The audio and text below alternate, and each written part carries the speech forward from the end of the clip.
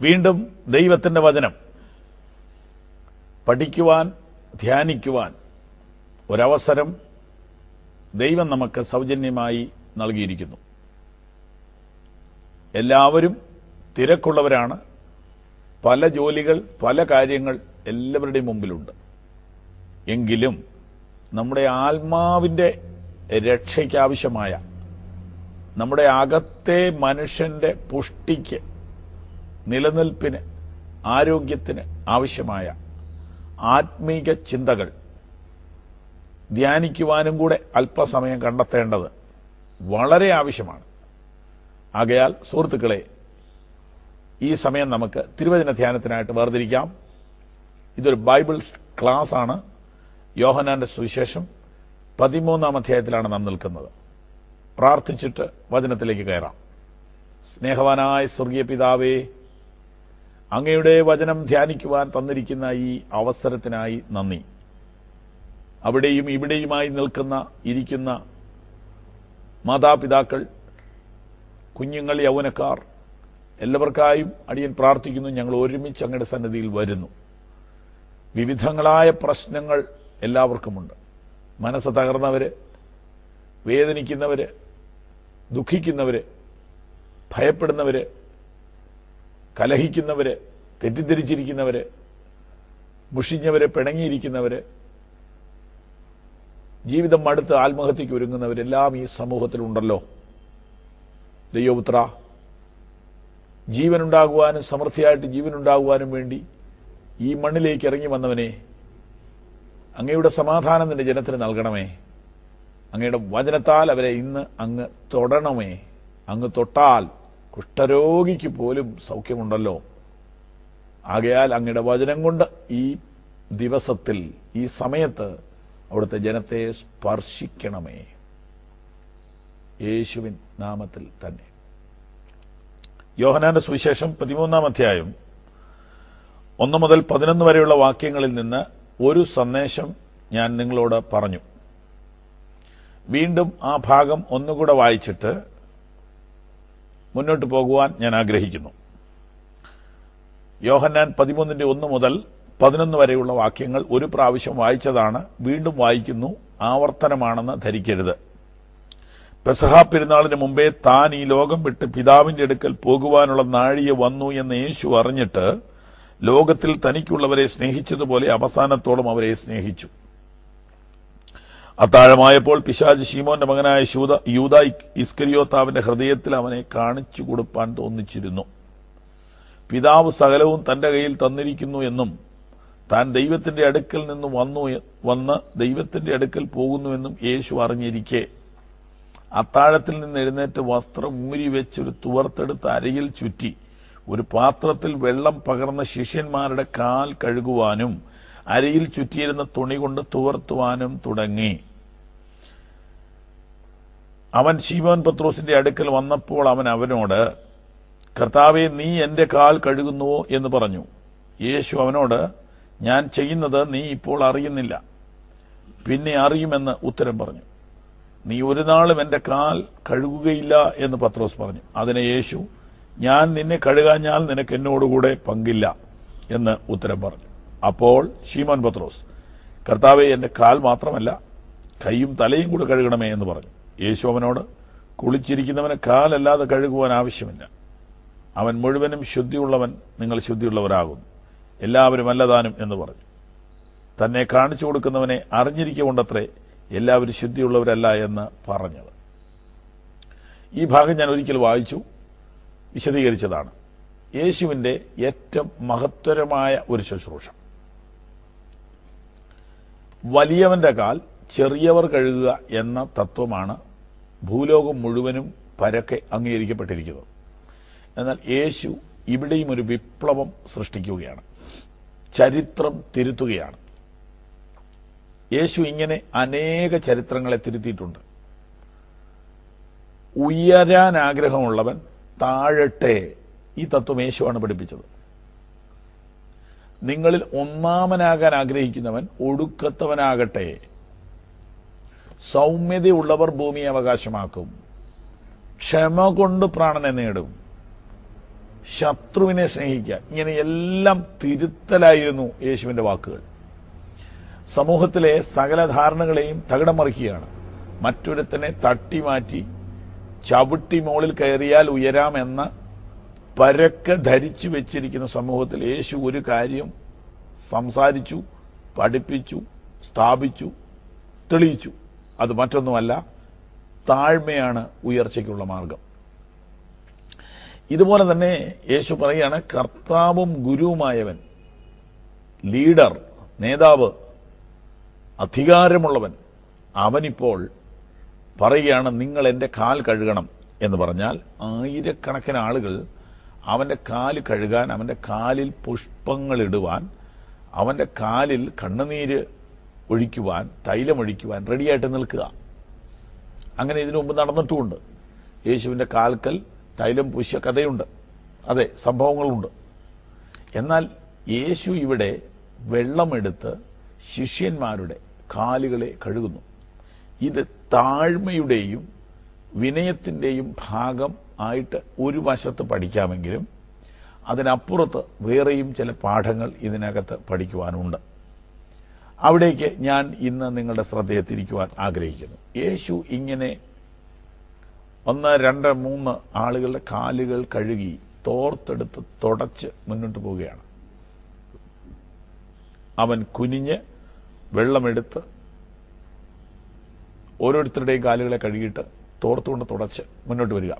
പെട്ടെന്ന് പത്രോസ്, നമ്മളെല്ലാവരും അധികം ആകർഷിച്ചിട്ടുള്ള, ശ്രദ്ധിച്ചിട്ടുള്ള, അറിയപ്പെടുന്ന, ബൈബിളിലെ അറിയപ്പെടുന്ന കഥാപാത്രമാണ് സെയിന്റ് പീറ്റർ. അദ്ദേഹത്തിന്റെ അടുക്കിലേക്ക് യേശു ചെല്ലുക. ചെന്നപ്പോൾ അദ്ദേഹം പറഞ്ഞ വാചകം നിങ്ങളിപ്പോൾ വായിച്ചപ്പോൾ ശ്രദ്ധിച്ചോ? പുസ്തകത്തിലേക്ക് നോക്കാം. വാക്യം 6. അവൻ ശിമോൻ പത്രോസിന്റെ അടുക്കൽ വന്നപ്പോൾ പത്രോസ് യേശുവിനോട്, കർത്താവേ, നീ എൻ്റെ കാൽ കഴുകുന്നുവോ എന്ന് പറഞ്ഞാൽ എന്താണ്? പത്രോസ് അതിനെ തടയുന്നു. പത്രോസ് തടയുക എന്തുകൊണ്ടാ? പത്രോസിന്റെ താഴ്മ കൊണ്ടാണ്. അങ്ങനെയാണ് അതിന്റെ യഥാർത്ഥ സത്യമാണല്ലോ. ഒരാളെ നമ്മൾ മറ്റൊരു വശത്ത് വ്യാഖ്യാനിക്കാൻ പാടില്ലല്ലോ. പത്രോസ് പറഞ്ഞു, കർത്താവേ, നീ എൻ്റെ കാല് കഴുകാൻ പാടില്ല, ഞാൻ നിന്റെ കാലാണ് കഴുകേണ്ടത്. ഇതാണ് ആശയം. നീ എൻ്റെ കാൽ കഴുകുന്നുവോ എന്ന് പറഞ്ഞു. യേശു അവനോട്, ഞാൻ ചെയ്യുന്നത് നീ ഇപ്പോൾ അറിയുന്നില്ല. ഇതിനകത്തൊരു വലിയ സന്ദേശമുണ്ട്. ഞാൻ ചെയ്യുന്നത് നീ ഇപ്പോൾ അറിയുന്നില്ല, പിന്നെ അറിയും. ഇന്ന് പ്രഭാതത്തിൽ അല്ലെങ്കിൽ ഈവനിങ്ങിൽ ഏത് സമയത്തെങ്കിലും ഈ പ്രോഗ്രാം നിങ്ങൾ കണ്ടാൽ, കേട്ടാൽ, ഇത് CD വാങ്ങി നിങ്ങൾ കേൾക്കുമ്പോഴും ഓർത്തുകൊള്ളുക. ടെലിവിഷൻ കാണുമ്പോൾ, അല്ലാതെ കാണുമ്പോൾ, കേൾക്കുമ്പോൾ ഓർത്തുകൊള്ളുക, യേശു ചെയ്യുന്ന കാര്യങ്ങളെ നമുക്ക് അപ്പോൾ തന്നെ അതിൻ്റെ ഉള്ള അർത്ഥത്തിൽ മനസ്സിലാക്കാൻ കഴിഞ്ഞെന്ന് വരില്ല. എന്നോട് പറയാം. വാക്യം 7. ഞാൻ ചെയ്യുന്നത് നീ ഇപ്പോൾ അറിയുന്നില്ല. എന്താണ് സന്ദേശം? സർവജ്ഞാനിയായ ദൈവം ഒരു കാര്യം ചെയ്യുന്നതിൻ്റെ അർത്ഥം അല്പജ്ഞാനിയായ മനുഷ്യന് അപ്പോൾ തന്നെ അറിയണമെന്ന് ശഠിക്കുന്നത് ഭയങ്കര അബദ്ധമല്ലേ? ഞാൻ പറഞ്ഞത് നിങ്ങൾ ശ്രദ്ധിച്ചു കാണുമോ? ഒന്നുകൂടെ ഞാൻ പറയാം. ഈ ആകാശവും ഭൂമിയും നിർമ്മിച്ച് സൂര്യനെയും ചന്ദ്രനെയും നക്ഷത്രങ്ങളെയും മഴയെയും വെയിലിനെയും ഇടിയെയും എല്ലാം നിയന്ത്രിക്കുന്ന ദൈവം തമ്പുരാൻ കൊച്ചു മനുഷ്യനായ നിന്റെ വീട്ടിൽ, നിന്റെ ജീവിതത്തിൽ, നിന്റെ ശരീരത്തിൽ, നിന്റെ കുഞ്ഞുങ്ങളിൽ ഒരു കാര്യം ചെയ്യുമ്പോൾ നിങ്ങൾക്കതിൻ്റെ അർത്ഥം മനസ്സിലാകണമെന്നില്ല. മനസ്സിലാകാത്തത് കൊണ്ട് തന്നെ നിങ്ങൾക്കതിൽ ദുഃഖമുണ്ടാകും. നിങ്ങൾക്കത് അംഗീകരിക്കാൻ വിഷമം തോന്നും. ദൈവമേ, എന്താ എന്നോടിങ്ങനെ ചെയ്തേ? കർത്താവേ, ഞാൻ ഇത്രയും പ്രാർത്ഥിച്ചിട്ടും എന്താ എനിക്കിങ്ങനെ സംഭവിച്ചേ? ഞാൻ ഭക്തിയോടെ ജീവിക്കുന്ന ആളല്ലേ? എന്നേക്കാൾ മോശമായിട്ട് ജീവിക്കുന്ന 100 കണക്കിന് മനുഷ്യർ ഈ നാട്ടിലുണ്ടല്ലോ. എന്താ നീ ഇങ്ങനെ ചെയ്തേ? യേശുവിന് അവരോടും ശീമോൻ പത്രോസിനോട് പറഞ്ഞ മറുപടി ഇന്ന് രാവിലെ നമ്മളോട് യേശു പറയുകയാണ്, മകളെ, ഞാൻ അന്ന് ചെയ്തതിന്റെ അർത്ഥം നിനക്ക് ഇന്നും മനസ്സിലായിട്ടില്ല, 2 കൊല്ലം കൂടെ കഴിയുമ്പോൾ മനസ്സിലാവും. ഞാൻ വിശദീകരിക്കാം. സർവജ്ഞാനിയായ ദൈവം നമ്മുടെ ജീവിതത്തിൽ ചെയ്യുന്ന ഒരു കാര്യത്തിന്റെ അർത്ഥം അപ്പോൾ തന്നെ മനസ്സിലാകണം എന്ന് ശഠിക്കരുത്. 7-ാം വാക്യം ഞാൻ വീണ്ടും വിശദീകരിക്കുന്നു. ഞാൻ ചെയ്യുന്നത് നീ ഇപ്പോൾ അറിയുന്നില്ല, പിന്നെ അറിയും. ഈ ക്ലാസ്സിൽ നിങ്ങൾ ഈ ടെലിവിഷന്റെ മുമ്പിൽ ഈ പ്രോഗ്രാം കണ്ടുകൊണ്ടിരിക്കുമ്പോൾ കർത്താവായ യേശു തന്നെ നിങ്ങളോട് പറയുകയാണ്, നിന്റെ ജീവിതത്തിൽ മനസ്സിലാകാത്ത ഏതെങ്കിലും കാര്യങ്ങളുണ്ടോ? മനസ്സിലാകാത്ത കാര്യങ്ങളുണ്ടോ? എന്താ എനിക്കങ്ങനെ വന്നേ? എന്താ എനിക്കങ്ങനെ വന്നേ? നിങ്ങൾക്ക് മനസ്സിലാകാത്ത കാര്യങ്ങൾ ഉണ്ടാവും. യേശു അതിന് പറയുന്ന മറുപടി ഇന്ന് രാവിലെ കേട്ടുകൊള്ളുക. ഇതിന്റെ അർത്ഥം നീ കുറച്ച് ദിവസം കഴിയുമ്പോൾ അറിയും. ഞാൻ ചെയ്യുന്നത് നീ ഇപ്പോൾ അറിയുന്നില്ല, പിന്നെ അറിയും. പ്രിയപ്പെട്ടവരെ, നമുക്ക് ജീവിതത്തിൽ സംഭവിക്കുന്ന കാര്യങ്ങളുടെ മുഴുവൻ അർത്ഥം ഇവിടെ വെച്ച് അറിയാൻ പറ്റിയെന്ന് വരില്ല. ഒന്നുകൊണ്ട് ഞാൻ ആ വാക്യത്തെ വിശദീകരിക്കട്ടെ. ഞാൻ ചെയ്യുന്നത് നീ ഇപ്പോൾ അറിയുന്നില്ല, പിന്നെ അറിയും. യേശുവിന്റെ ഏതൊരു പ്രവൃത്തിക്കും ഇപ്പോൾ, പിന്നെ എന്ന 2 വശം ഉണ്ട്. ജീവിതത്തിൽ സംഭവിക്കുന്ന കാര്യങ്ങൾക്ക് ഇപ്പോൾ മനസ്സിലാകുന്ന ഒരർത്ഥമുണ്ട്, പിന്നെ മനസ്സിലാകുന്ന ഒരർത്ഥമുണ്ട്. ഏതാണ് പിന്നെ? ജീവിതത്തിന്റെ നാളെ എന്ന് പറയുന്ന അവസരങ്ങളും മരണാനന്തരമുള്ള അവസരങ്ങളും അതിനകത്ത് വരും. ഇന്ന് നമ്മുടെ ജീവിതത്തിൽ സംഭവിച്ചിരിക്കുന്ന കാര്യങ്ങളുടെ യഥാർത്ഥ അർത്ഥം നാളെ നാം അറിയും, നിത്യതയിൽ നാം അറിയും. അതെ, നിശ്ചയമായിട്ടും അങ്ങനെ ദൈവം അത് നിങ്ങൾക്ക് ബോധ്യപ്പെടുത്തട്ടെ. വാക്യം 7-ൽ അങ്ങനെ നാം കാണുന്നു. ഈ ക്ലാസ്സിൽ നിങ്ങൾ 7-ാം വാക്യം പ്രത്യേകം കുറിക്കൊള്ളുക. ഒരു പക്ഷേ മനസ്സ് വേദനപ്പെട്ടും ദൈവത്തോട് പോലും മുഷിഞ്ഞ് എന്താ ദൈവമേ എന്ന് ചോദിച്ചുകൊണ്ടിരിക്കുന്ന ആളുകൾ ഈ ടെലിവിഷന്റെ പരിധിയിൽ, ഈ കേബിളിന്റെ പരിധിയിൽ 100 കണക്കിന് ആളുകൾ കാണും. നിങ്ങളോട് ദൈവത്തിന് പറയാനുള്ളത് ഈ വാക്യമാണ്. യോഹന്നാന്റെ സുവിശേഷം 13:7. ഞാൻ നിന്റെ ജീവിതത്തിൽ ചെയ്യുന്ന കാര്യങ്ങളുടെ അർത്ഥം നീ ഇപ്പോൾ അറിയുന്നില്ല, അതെന്തിനു വേണ്ടിയെന്ന് നീ ഇപ്പോൾ അറിയുന്നില്ല, പിന്നെ നീ അത് അറിയും. നമുക്ക് മുമ്പോട്ട് പോകാം. 8-ാം വാക്യത്തിലേക്ക് നോക്കൂ. നീ ഒരു നാളും എന്റെ കാൽ കഴുകുകയില്ല എന്ന് പത്രോസ് പറഞ്ഞു. പത്രോസ് അതിനെ അംഗീകരിക്കുന്നില്ല. പത്രോസ് പറഞ്ഞു, ഇല്ല, ഞാൻ അത് സമ്മതിക്കില്ല. എന്തുകൊണ്ട്? എനിക്കിത് അംഗീകരിക്കാൻ ബുദ്ധിമുട്ടാണ്, എനിക്കിത് മനസ്സിലാക്കാൻ ബുദ്ധിമുട്ടാണ്. നമുക്ക് മനസ്സിലാക്കാൻ ബുദ്ധിമുട്ടുള്ളതും അംഗീകരിക്കാൻ ബുദ്ധിമുട്ടുള്ളതുമായ കാര്യങ്ങൾ സംഭവിച്ചാൽ നാം എന്തു പറയും? അതെ പ്രിയപ്പെട്ടവരെ, അവൻ സർവജ്ഞാനിയും കൂടിയാണ്.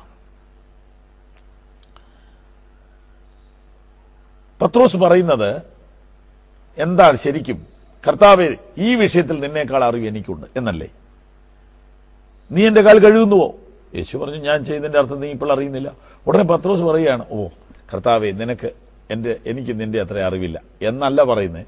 നീ ഒരു നാളും എന്റെ കാല് കഴുകുകയില്ല. അതിന്റെ അർത്ഥം എന്നേക്കാൾ അറിവ് നിനക്കുണ്ടെന്ന് ഈ വിഷയത്തിൽ ഞാൻ സമ്മതിക്കില്ല. ഈ വിഷയത്തിൽ, എന്റെ വിഷയത്തിൽ എനിക്കാണ് അറിവ്. നമുക്ക് തിരുത്തേണ്ടി വരും, നമ്മൾ പലതും തിരുത്തേണ്ടി വരും. നമ്മുടെ ക്രിസ്തീയ അനുഭവങ്ങളിൽ അനേക വർഷ പരിചയമുണ്ടെങ്കിലും വചനം നാം ശരിക്കും ധ്യാനിച്ചാൽ നമുക്ക് കറക്റ്റ് ചെയ്യേണ്ടി വരും. അതെ, നമുക്ക് കറക്റ്റ് ചെയ്യാം. പള്ളിയിൽ പോയിട്ടല്ല കറക്റ്റ് ചെയ്യുന്നത്. ഈ വചനം കേട്ടുകൊണ്ടിരിക്കുമ്പോൾ അവിടെ ഇരുന്ന് കറക്റ്റ് ചെയ്യാം. കർത്താവേ, എന്റെ അറിവില്ലായ്മകൾ ക്ഷമിക്കണമേ എന്ന് പറയാൻ ഇത് നല്ല സമയമാണ്. പത്രോസ് ഇങ്ങനെ ശഠിച്ചപ്പോൾ യേശുവിന്റെ മറുപടി, ഞാൻ നിന്നെ കഴുകാഞ്ഞാൽ നിനക്ക് എന്നോടുകൂടെ പങ്കില്ല. ഞാൻ നിന്നെ കഴുകാഞ്ഞാൽ നിനക്ക് എന്നോടുകൂടെ പങ്കില്ല. സ്തോത്രം. ഞാൻ നിന്നെ കഴുകാഞ്ഞാൽ നിനക്ക് എന്നോടുകൂടെ പങ്കില്ല. ഇവിടെ യേശു അല്പം കഠിനമായ പദമാണ് ഉപയോഗിച്ചത്, പരുഷമായിട്ടാണ് സംസാരിക്കുന്നത്. യേശു ആദ്യം പറഞ്ഞത്, പത്രോസ്, ഇതൊരു മനസ്സിലാക്കലിന്റെ പ്രശ്നമാണ്, അണ്ടർസ്റ്റാൻഡിങ്ങിന്റെ പ്രശ്നമാണ്. ഈ പ്രവൃത്തി നിനക്ക് ദോഷമുള്ളതല്ല, അത് നിനക്കും അറിയാം. എല്ലാവർക്കും അറിയാം, കാല് കഴുകുന്നത് ഒരിക്കലും ദോഷമുള്ള കാര്യമല്ല. കാരണം അനേക പ്രാവശ്യം കാല് കഴുകിയാലും കാല് വൃത്തിയാവൂല. അപ്പൊ ഇതൊരു ദോഷമുള്ള പ്രവൃത്തിയല്ല. പക്ഷെ ഇവിടെ നീ ഇതിനെ തടയുന്നത് ഇതൊരു അണ്ടർസ്റ്റാൻഡിങ്ങിന്റെ പ്രശ്നമാണ്. നിനക്കിത് മനസ്സിലായിട്ടില്ല. നമ്മുടെ മിക്ക പ്രശ്നങ്ങളുടെയും യഥാർത്ഥ ഉറവിടം അണ്ടർസ്റ്റാൻഡിങ്ങിലെ വിഷയമാണ്. നമുക്കത് മനസ്സിലാകുന്നില്ലെന്നുള്ളതാണ്. നമ്മൾ മനുഷ്യനാണ്, മൃഗമല്ല. മനസ്സിലാകാത്ത ഒന്നും നമ്മൾ അംഗീകരിക്കുകയില്ല. പ്രത്യേകിച്ച് ചിന്തിക്കുന്ന മനുഷ്യൻ അവന്റെ ബുദ്ധിയിൽ, അവന്റെ കമ്പ്യൂട്ടറിൽ അത് കറക്റ്റായിട്ട് അവന് ബോധ്യപ്പെട്ടാലേ അവൻ അതിനെ അംഗീകരിക്കത്തുള്ളൂ, കീഴടങ്ങത്തുള്ളൂ. ഇവിടെയും പറയണം, ഞാൻ അംഗീകരിക്കത്തില്ല. യേശു വിട്ടുവീഴ്ചയില്ലാതെ സംസാരിക്കുകയാണ്.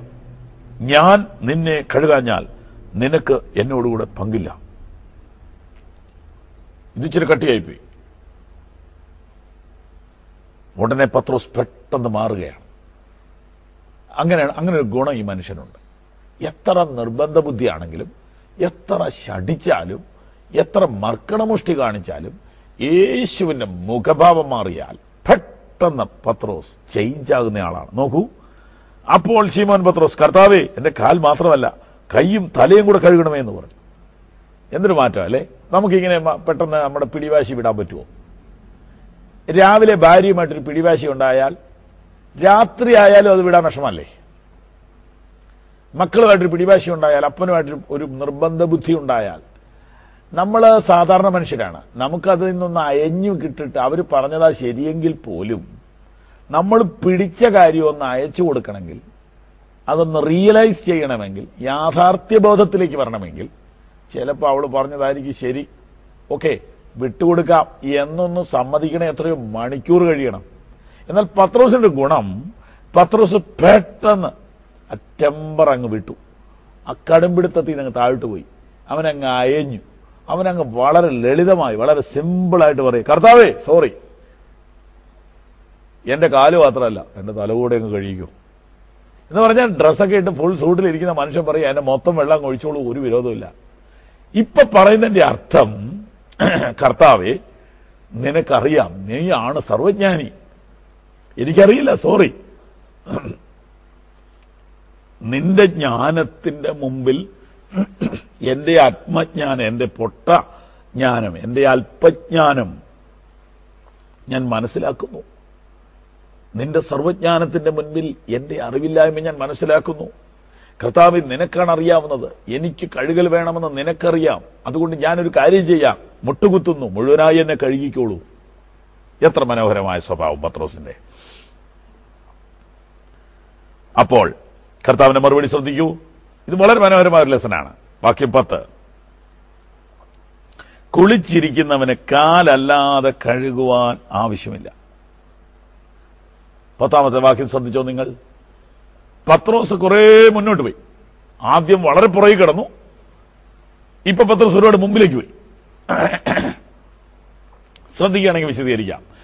ബാലൻസ്ഡ് ക്രിസ്ത്യൻ ലൈഫ് എന്ന് പറയുന്നൊരു സംഭവമുണ്ട്. എന്ന് പറഞ്ഞാൽ ശരിയായ നിലയിൽ യേശുവിനെ സേവിക്കുന്ന അനുഭവം. ചിലർ ശരിയുടെ മുമ്പിൽ കയറും, ചിലർ ശരിയുടെ പുറകിൽ നിൽക്കും. ശരിയിൽ നിൽക്കാനാണ് ബുദ്ധിമുട്ട്. പത്രോസ് ഇപ്പൊ യേശുവിനേക്കാൾ വളരെ പുറകെ കിടക്കുകയായിരുന്നു. ഇപ്പൊ യേശുവിനേക്കാൾ മുമ്പിൽ കയറിപ്പോയി, ഒരുപാട് മുമ്പിൽ കയറിപ്പോയി. ഇപ്പൊ പറയുകയാണ് എന്റെ മൊത്തം കഴുകണോ. കർത്താവിന് മറുപടി കേൾക്കണോ? കുളിച്ചിരിക്കുന്നവന് കാലല്ലാതെ കഴുകുവാൻ ആവശ്യമില്ല. കർത്താവ് ഒറ്റ വാക്കിൽ അതിന് ഉത്തരം പറഞ്ഞു. ഇപ്പോൾ നിനക്ക് ആവശ്യം ഒരു കാൽ കഴുകലാണ്. ഞാൻ നിങ്ങളെ ഈ സന്ദേശത്തിന്റെ എല്ലാ ഭാഗവും വിശദീകരിക്കാം. യേശു ഇപ്പൊ പറഞ്ഞതിന്റെ അർത്ഥം, നിനക്ക് എവിടെയാണ് കഴുകൽ വേണ്ടതെന്നും എന്തുമാത്രം ആഴത്തിൽ കഴുകൽ വേണമെന്നും എനിക്കറിയാം. അപ്പൊ ഞാൻ ചെയ്യുന്ന പ്രവൃത്തിയെ മനസ്സിലാക്കി അംഗീകരിച്ച് അനുസരിക്കുന്നതാണ് ആവശ്യം. അതിൽ അഭിപ്രായം പറയുകയല്ല ആവശ്യം. നാം പല ക്ലാസ്സിൽ ചിന്തിച്ച കാര്യം വീണ്ടും പറയാം. യേശുവിന്റെ ദൈവത്വമാണ് ഇവിടുത്തെ പ്രധാന ഭാഗം. അവൻ സർവശക്തനും സർവജ്ഞാനിയുമാണ്. അവൻ ചെയ്യുന്ന കാര്യത്തെ ചോദ്യം ചെയ്യാതെ അംഗീകരിച്ച് അനുസരിച്ച് വിധേയപ്പെടുന്നതാണ് വിജയം. അതാണ് അനുഗ്രഹം. അതിനകത്ത് നമ്മുടെ അഭിപ്രായങ്ങൾ കുത്തിക്കയറ്റുന്നത് ശരിയല്ല. നമ്മൾ മനുഷ്യരുമായിട്ടാണ് പലപ്പോഴും ഡീൽ ചെയ്തിട്ടുള്ളൂ. മനുഷ്യരുമായി ഇടപെട്ട പരിചയത്തിലാണ് നമ്മൾ ദൈവത്തോട് ഇടപെടുന്നത്. ബാർഗെയിൻ ചെയ്യുന്ന സ്വഭാവമാണ് നമുക്കുള്ളത്. ആദ്യം പറഞ്ഞു ഒന്നും വേണ്ട, ഇപ്പൊ പറഞ്ഞാൽ മുഴുവൻ പോരട്ടെ. പത്രോസേ, ഞാൻ പറയുന്നത് നീ കേൾക്ക്, ഇപ്പോൾ നിനക്ക് കാലാണ് കഴുകേണ്ടത് ആവശ്യം. അങ്ങനെ ആ സംഭാഷണം അവിടെ അവസാനിപ്പിക്കുന്നു. യേശു അവരെ ചില സത്യങ്ങൾ പഠിപ്പിച്ചു. യഥാർത്ഥത്തിൽ പത്രോസിന്റെ പ്രശ്നം എന്താണ്? ഞാൻ വിശദീകരിക്കാം. പത്രോസിന് ഒരു കഴുകൽ ആവശ്യമുണ്ടെന്ന് ഇപ്പോൾ പത്രോസിന് തോന്നുന്നില്ല. 2, പത്രോസിന് ഒരു കഴുകൽ ആവശ്യമുണ്ടെന്ന് പത്രോസിന്റെ സ്നേഹിതർക്കും ഇപ്പോൾ തോന്നുന്നില്ല. എന്നാൽ യൂദയ്ക്കായിരുന്നെങ്കിൽ, യൂദയ്ക്കാണ് ഈ ആവശ്യം എന്ന് വന്നതെങ്കിൽ എല്ലാവരും പറഞ്ഞേനെ യൂദയ്ക്കൊരു കഴുകൽ ആവശ്യമുണ്ടെന്ന്. കാരണം അവന്റെ സ്വഭാവം ആളുകൾക്കറിയാം. പത്രോസ് വളരെ ഡീസന്റ് ആളല്ലേ, വെള്ളത്തിന്റെ മുകളിൽ കൂടെ നടന്നയാളും യേശു ദൈവപുത്രനാണെന്ന് ആരും പറഞ്ഞില്ല. ആദ്യം പറഞ്ഞത് പത്രോസാണ്. അപ്പൊ പത്രോസിന് ഒരു കഴുകൽ ആവശ്യമുണ്ടെന്ന് പത്രോസിന് തോന്നുന്നില്ല. പത്രോസിന്റെ ഫ്രണ്ട് സർക്കിളിന് തോന്നുന്നില്ല. പത്രോസിന്റെ ഫാമിലി സർക്കിൾ, കുടുംബത്തിലെ ആളുകൾക്കും തോന്നുന്നില്ല. അതിന്റെ അർത്ഥം അവന്റെ മനസ്സിൽ, അവന്റെ അന്തരാത്മാവിൽ അവന് ഒരു വ്യാജ സംതൃപ്തിയുണ്ട്. എന്താണ് ആ വ്യാജ സംതൃപ്തി? ഞാൻ സാമാന്യം നന്നായി ജീവിക്കുന്നു എന്നാണ് ആ വ്യാജ സംതൃപ്തി.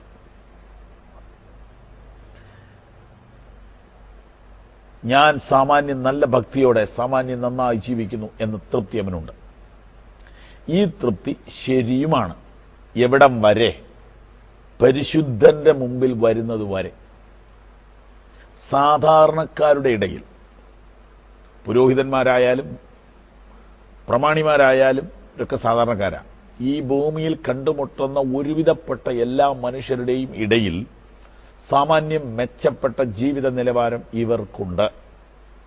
എന്നാൽ പരിശുദ്ധന്റെ മുമ്പിൽ വരുമ്പോൾ മാത്രമേ നമ്മുടെ അശുദ്ധി വെളിപ്പെടുകയുള്ളൂ, നമ്മുടെ പോരായ്മകൾ വെളിപ്പെടുകയുള്ളൂ. അഗ്നിജ്വാലയ്ക്കൊത്ത കണ്ണുള്ള കർത്താവാണ് പറയുന്നത്, നിങ്ങൾക്കിപ്പോൾ ഒരു കഴുകൽ ആവശ്യമുണ്ടെന്ന്. ഇന്ന് ഈ ക്ലാസ് കേൾക്കുമ്പോൾ പ്രിയപ്പെട്ടവരെ, നമുക്കൊരു കഴുകൽ ആവശ്യമുണ്ടെന്ന് നമുക്ക് തോന്നുന്നുണ്ടോ? 2, നമുക്കൊരു കഴുകൽ ആവശ്യമുണ്ടെന്ന് നമ്മുടെ സ്നേഹിതരാരെങ്കിലും നമ്മളോട് പറഞ്ഞിട്ടുണ്ടോ?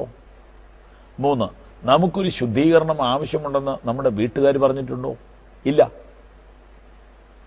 ഇത് 3ഉം നോ എന്ന ആൻസർ കിട്ടുമ്പോൾ, ഇല്ല നിനക്കൊരു കഴുകൽ വേണ്ട, നീ സാമാന്യം ഡീസന്റ് ആണ് എന്ന് ഞാനും എൻ്റെ വീട്ടുകാരും എൻ്റെ അയൽക്കാരും പറയുമ്പോഴും യേശു പറയുന്നതാണ് കറക്റ്റ്. ഇതാണ് ചിന്ത. അപ്പൊ എന്ത് ചെയ്യണം? വിശദീകരിക്കാം. യേശുവിനെ ഒറ്റയ്ക്ക് കാണണം. അതിന് പ്രാർത്ഥനാ ജീവിതം വേണം, ബൈബിൾ വേണം. ബൈബിളിനെ കുറിച്ച് പറയുന്നത് കണ്ണാടി എന്നാണ്. കണ്ണാടിയിൽ നോക്കിയാൽ മാത്രമേ നമ്മുടെ കുറവുകൾ കാണാൻ പറ്റുള്ളൂ. കണ്ണാടി ഇല്ലാതെ നോക്കിയാൽ മറ്റുള്ളവരുടെ കുറവുകൾ കാണാം. അപ്പോൾ നമുക്ക് മറ്റുള്ളവരുടെ കുറവുകളെ കാണാൻ വളരെ എളുപ്പം സാധിക്കും, കാരണം നമ്മുടെ കണ്ണ് ഫ്രണ്ടിലേക്കാണ്. എന്നാൽ നമ്മുടെ കുറവുകൾ കാണണമെങ്കിൽ നമുക്കൊരു മിറർ വേണം, ഒരു കണ്ണാടി വേണം. അപ്പൊ കണ്ണാടി നോക്കിയാൽ നമ്മുടെ കുറവുകളെ കാണണം. കണ്ണാടി വചനമാണ്, ദൈവത്തിന്റെ വചനമാണ്. അതുകൊണ്ടാണ് ഈ വചനത്തിന്റെ മുമ്പിൽ ഒരു കുറച്ച് സമയം ഇരിക്കണം. ഇവിടുന്ന് ഇറങ്ങിയാൽ പിന്നെ നാട്ടുകാരുടെ മുഴുവൻ കുറ്റമാണ് നിങ്ങൾ കാണുന്നതും പറയുന്നതും. എന്നാൽ വചനം ധ്യാനിച്ചാൽ നിങ്ങളുടെ കുറവുകൾ കാണാൻ പറ്റും.